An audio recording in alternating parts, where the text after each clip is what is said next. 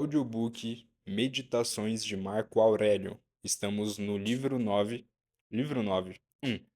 Aquele que age injustamente age sem piedade, porque uma vez que a natureza universal fez animais racionais uns para os outros, para ajudar uns aos outros de acordo com seus desígnios e de modo algum para ferir uns aos outros, aquele que transgride sua vontade é claramente culpado de impiedade para com a mais alta divindade. E também, aquele que mente é culpado de impiedade para com a mesma divindade, porque a natureza universal é a natureza das coisas que existem, e as coisas que estão relacionadas com todas as coisas que emergem. Além disso, essa natureza universal é chamada verdade, e é por causa primária de todas as coisas que são verdadeiras. Aquele que mente intencionalmente é culpado de impiedade, na medida em que age injustamente ao enganar. E também aquele que mente não intencionalmente, na medida em que está em desacordo com a natureza universal, e na medida em que perturba a ordem ao lutar contra a natureza do mundo, pois luta contra ela, que se desloca para aquilo que é contrário à verdade. Pois ele recebeu poderes da natureza através dos quais agora consegue distinguir a falsidade da verdade.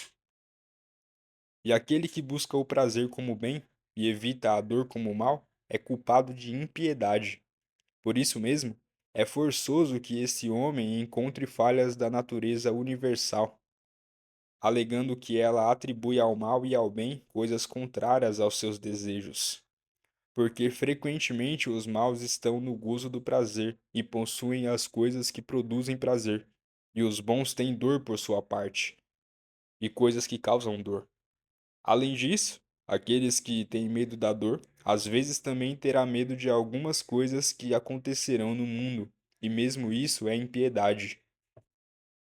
E aquele que busca o prazer não se abstém da justiça, e isso é claramente impiedade.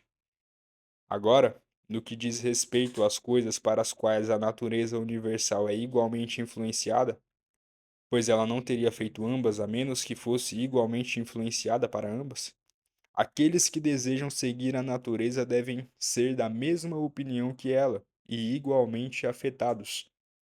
Com respeito à dor, então, e ao prazer, ou morte e vida, ou honra e desonra, que a natureza universal emprega igualmente. Quem não é igualmente afetado está agindo de modo impiedoso. E eu digo que a natureza universal as emprega igualitariamente, em vez de dizer que elas acontecem tanto aos que são gerados em séries contínuas, como aos que vêm depois dela em virtude de um certo movimento original da providência, segundo o qual ela se moveu de um certo começo para esta ordem das coisas, tendo concebido certos princípios das coisas que deveriam ser, e tendo determinado poderes que produziam seres e de mudanças e tais sucessões semelhantes. 2. Seria a mais feliz fortuna de um homem afastar-se da humanidade sem ter tido o gosto da mentira, da hipocrisia, do luxo e do orgulho. No entanto, sair da vida quando um homem está farto dessas coisas é certamente a coisa mais próxima da melhor viagem, como diz o ditado.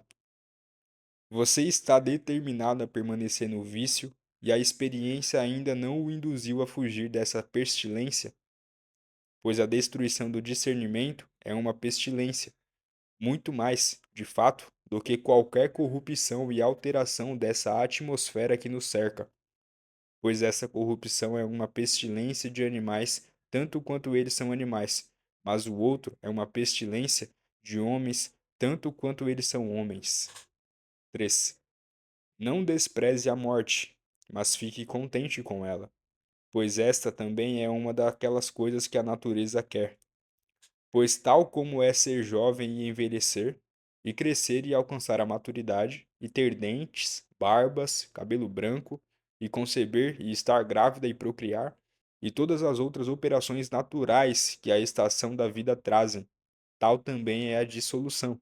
Isto, portanto, é consistente com o caráter de um homem que reflete, não ser descuidado, nem impaciente, nem desdenhoso em relação à morte, mas esperar por ela como uma das operações da natureza, Como agora espera o momento em que a criança sairá do ventre de sua esposa, assim esteja pronto para o momento em que a alma sair deste envelope. Mas se você exigir também um tipo vulgar de conforto que alcance seu coração, você será melhor reconciliado com a morte, observando os objetos dos quais você será removido, e a moral daqueles com quem sua alma não será mais misturada. Pois não é justo ser escandalizado pelos homens, mas é seu dever cuidar deles e tolerá-los gentilmente. E ainda lembrar que a sua partida não será de homens que têm os mesmos princípios que você tem, pois esta é a única coisa, se houver alguma coisa, que poderia nos atrair pelo caminho contrário e nos unir à vida. Ou seja, poder viver com aqueles que têm os mesmos princípios que nós mesmos. Mas agora você vê quão grande é o problema que surge da discórdia daqueles que vivem juntos, para que possa dizer: vem depressa, ó morte, para que eu, porventura, também não me esqueça de mim mesmo. 4. Aquele que faz o mal contra si mesmo. Aquele que age injustamente contra si mesmo, porque se torna mal. 5. Muitas vezes age injustamente quem não faz uma determinada coisa, não só aquele que faz uma determinada coisa. 6. A sua opinião atual, fundada na compreensão, e a sua conduta atual, voltada para o bem social, e a sua disposição atual de contentar-se com tudo o que acontece. Isso é suficiente. 7. Apague a imaginação, controle o desejo, elimine o apetite, mantenha a capacidade governante em seu próprio poder. 8. Entre os animais que não têm razão, uma vida é dada, mas entre os animais racionais, uma alma inteligente é dada. Assim como há uma só terra de todas as coisas que são de natureza terrena, e nós vemos por uma só luz, e respiramos um só ar, todos nós que temos a faculdade de visão e tudo o que tem vida. 9. Todas as coisas que participam em tudo o que é comum a todas elas avançam para aquilo que é do mesmo tipo consigo mesmas. Tudo o que é terreno se volta para a terra. Tudo o que é líquido flui em conjunto. E tudo o que é de tipo aéreo faz o mesmo, de modo que é necessário algo para mantê-los separados e a aplicação de energia. Com efeito, o fogo sobe por causa do fogo elementar, mas está tão pronto para se acender com todo o fogo que existe nele, que até toda a substância que é de alguma forma seca se inflama facilmente, porque se mistura menos com aquilo que é um obstáculo à ignição. Por isso, tudo que participa da natureza inteligente comum também se encaminha da mesma maneira para o que é da mesma espécie, ou ainda mais. Por mais que seja superior em relação a todas as outras coisas, também no mesmo grau está disposto a se misturar e a se fundir com aquilo que lhe é semelhante. Assim, entre os animais desprovidos de razão, encontramos enxames de abelhas, de rebanhos de gados, de filhotes de pássaros, de certo modo, de amores, pois também nos animais há almas, e a força que as une se manifesta em grau superior e de modo que nunca foi observado em plantas, nem pedras, nem árvores. Mas nos animais racionais há comunidades políticas e amizades, famílias e reuniões de pessoas e em guerras, tratados e armistícios. Mas nas coisas que ainda são superiores, ainda que separadas umas das outras, existe unidade de uma maneira, como nas estrelas. Assim, na ascensão ao grau mais elevado é capaz de produzir uma simpatia mesmo nas coisas que estão apartadas. Veja, então, o que acontece agora, pois somente os animais inteligentes esqueceram esse desejo e inclinação recíproco, e só neles a propriedade de fluírem juntos não é vista. Mas ainda assim, embora os homens se esforcem para evitar esta união, eles são pegos e mantidos por ela, pois sua natureza é muito forte. E você verá o que eu digo, se você apenas observar. Logo, pois, alguém encontrará alguma coisa terrena que entre em contato com qualquer coisa terrena, do que um homem totalmente separado de outros homens. 10. Tanto o homem como Deus e o universo produzem fruto. Nas estações próprias, cada um deles o produz. Mas se o hábito fixou especialmente estes termos na videira e em coisas semelhantes, isto não é nada. A razão produz fruto tanto para todos como para si mesma, e dela se produzem outras coisas da mesma espécie da própria razão. 11. Se puder, retifique, ensinando aos que fazem o mal. Mas se não puder, lembre-se de que a indulgência é dada a você para este propósito. E os deuses também são indulgentes a tais pessoas, e por certos propósitos até os ajudam a ter saúde, riqueza, reputação. Tão bondoso eles são, e também está em seu poder. Ou diga-me, quem o impede? 12. Trabalhe não como alguém que é desventurado, nem ainda como alguém que seria deplorável ou admirado, mas dirija sua vontade a uma coisa apenas para se pôr em movimento e se controlar, como a razão social quer. 13. Hoje eu saí de toda a angústia, ou melhor, rejeitei toda a angústia, porque não era de fora, mas de dentro, e segundo as minhas opiniões. 14. Todas as coisas são iguais, conhecidas na experiência, e efêmeras ao tempo, e inúteis no que diz respeito ao assunto. Tudo agora é exatamente como era no tempo daqueles que enterramos. 15. As coisas estão externas a nós, sozinhas, sem saber nada de si mesmas, sem expressar qualquer juízo. O que é então que as julga? A faculdade de decisão. 16. Não na passividade, mas na atividade está o mal e o bem social racional. Assim como sua virtude e o seu vício não estão na passividade, mas na atividade. 17. Porque a pedra que foi lançada, não há mal algum em descer, nem bem algum em ser arremessada. 18. Penetre para dentro nos princípios básicos dos homens, e você verá de que juízes você tem medo, e de que tipo de juízes eles são de si mesmos. 19. Todas as coisas estão mudando, e você mesmo está em contínua transformação, e de uma maneira em contínua destruição, e o universo inteiro também. 20. É seu dever deixar o ato injusto de outro homem lá onde ele está. 21. A cessação da atividade, a cessação do movimento e da opinião, e em certo sentido, a sua morte, não é maligna.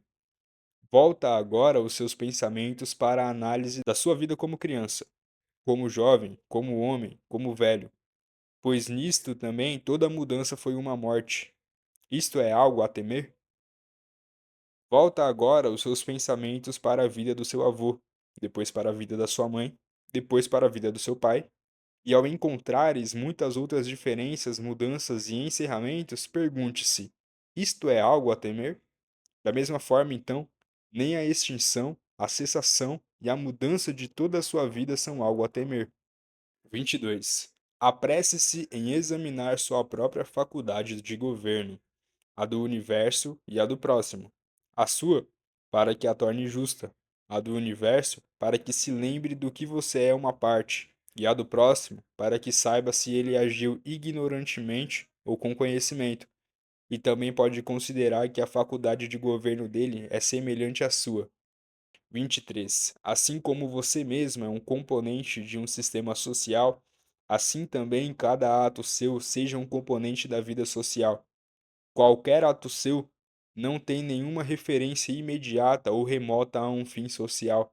Isto rasga sua vida e não permite que ela seja uma só, e é uma espécie de motim, como quando, em uma assembleia popular, um homem agindo sozinho se depara no consenso geral.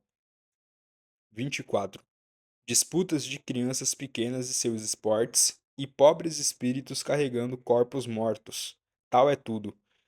E assim o que você se exibe na apresentação das mansões dos mortos atinge nossos olhos mais claramente. 25. Examine a qualidade da forma de um objeto. Desprenda-o completamente de uma parte material e depois contemple-o. Então, determine o tempo. O maior tempo que uma coisa desta forma peculiar é naturalmente feita para durar. 26. Você tem sofrido problemas infinitos por não se contentar com a sua faculdade de domínio quando faz as coisas que é constituída pela natureza para fazer, mas basta disto. 27. Quando alguém o acusa ou odeia, ou quando os homens dizem de você alguma coisa prejudicial, aproxime-se de suas almas miseráveis, penetre em seu interior e veja que tipo de homens eles são. Descobrirá que não há razão para se preocupar com nada, pois estes homens podem ter esta ou aquela opinião ao seu respeito. No entanto, você deve estar bem inclinado para com eles, pois por natureza eles são amigos.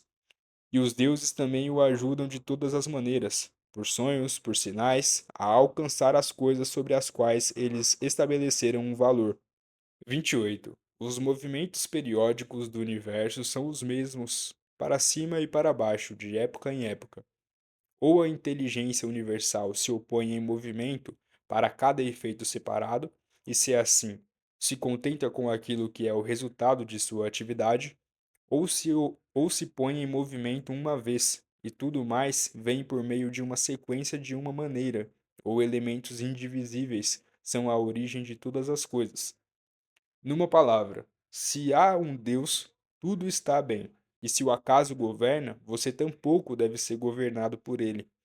Logo a terra nos cobrirá a todos, então a terra também mudará, e as coisas que também resultam da mudança continuarão a mudar para sempre, e estás novamente para sempre. Pois se um homem reflete sobre as mudanças e transformações que sucedem como onda após onda, e sua celeridade, ele desprezará tudo o que é perecível. 29. A causa universal é como uma enxurrada de inverno, leva tudo consigo. Mas quão inúteis são todas essas pobres pessoas que estão empenhadas em assuntos políticos e, como supõem, estão a fazer o papel de filósofos. Todos parvos. Pois bem, homem, faça o que a natureza agora exige. Ponha-se em movimento se estiver em seu poder, e não olhe ao seu redor para ver se alguém vai observá-lo, nem ainda espere a República de Platão, mas fique contente se a mais pequena coisa correr bem, e considere que tal evento não é uma questão pequena, pois quem pode mudar as opiniões dos homens? E sem mudança de opinião, o que mais existe do que a escravidão dos homens que se queixam enquanto fingem obedecer? Venha agora e me fale de Alexandre e Filipe e Demétrio de Fáleros. Eles próprios julgarão se descobriram o que a natureza comum exigia, e se foram treinados em conformidade. Mas, se eles agiram como heróis da tragédia, ninguém me condenou a imitá-los. Simples e modesto é o trabalho da filosofia. Não me desvie para a insolência e o orgulho. 30. Olhe, de cima para baixo, as incontáveis manadas de homens e suas incontáveis solenidades, e as infinitas e variadas viagens em tempestades e calmarias, e as diferenças entre os nascidos, os que convivem e os que morrem, e considere também a vida vivida por outros no tempo antigo e a vida daqueles que viverão depois de você, e a vida agora vivida entre nações bárbaras. E quantos não sabem nem mesmo o seu nome? E quantos logo o esquecerão? E como os que talvez agora estão elogiando irão logo atribuir-lhe a culpa, e que nem um nome póstumo e de qualquer valor, nem reputação, nem qualquer outra coisa. 31. Que haja ausência de perturbações com respeito às coisas que vêm das causas externas, e que haja justiça nas coisas feitas em virtude de causa interna, isto é, que haja um movimento e ação terminando nisto, em atos sociais, pois isso está de acordo com a natureza. 32. Você pode tirar do caminho muitas coisas inúteis entre aquelas que os perturba,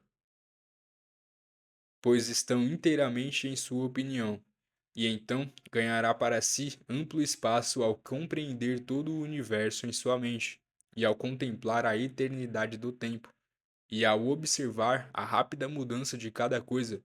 Quão curto é o tempo do nascimento à extinção, e o tempo ilimitado antes do nascimento, bem como o tempo igualmente ilimitado depois da extinção. 33. Tudo que você vê perecerá rapidamente, e aqueles que foram espectadores de sua dissolução também perecerão muito em breve.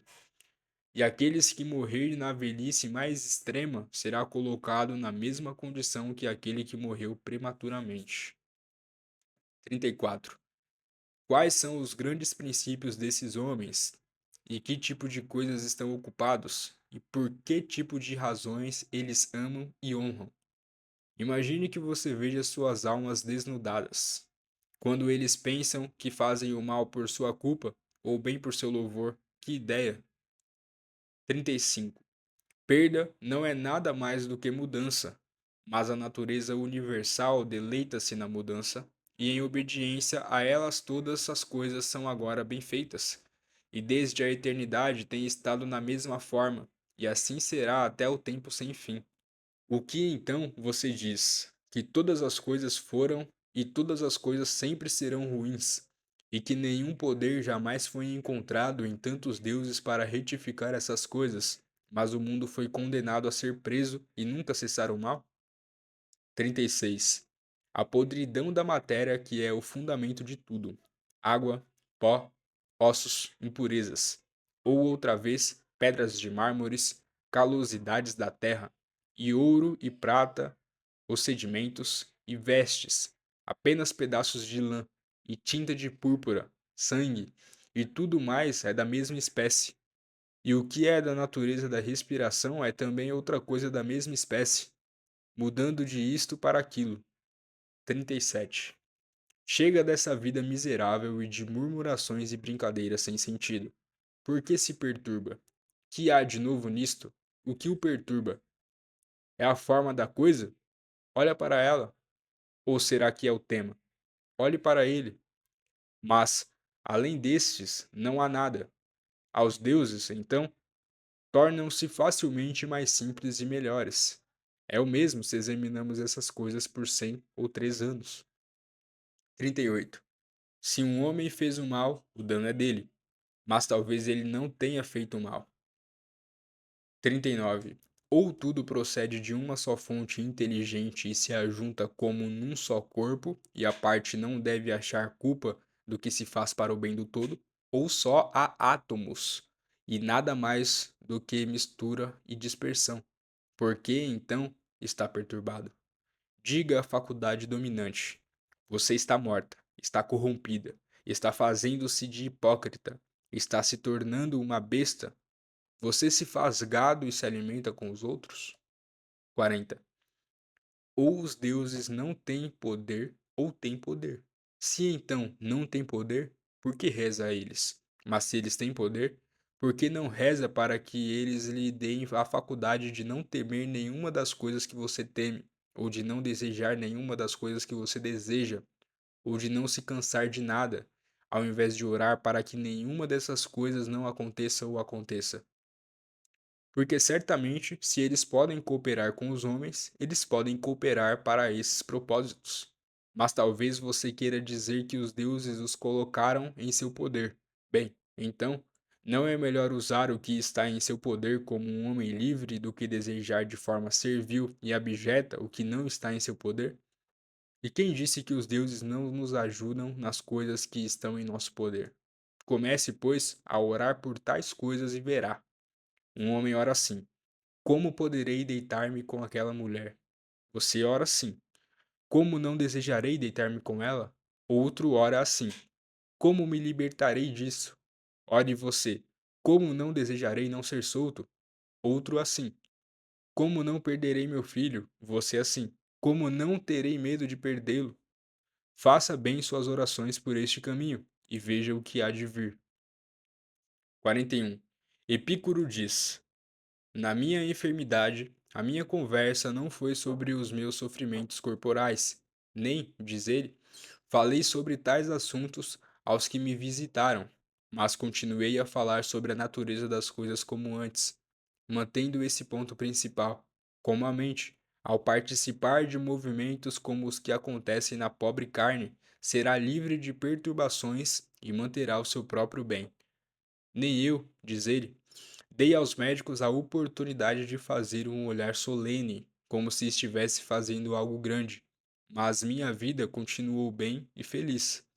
Faça então o mesmo que ele fez na doença, se você está doente, e em qualquer outra circunstância, pois nunca abandone a filosofia em quaisquer eventos que nos possam acontecer, nem mantenha conversas insignificantes com um homem ignorante ou com um desconhecido da própria natureza.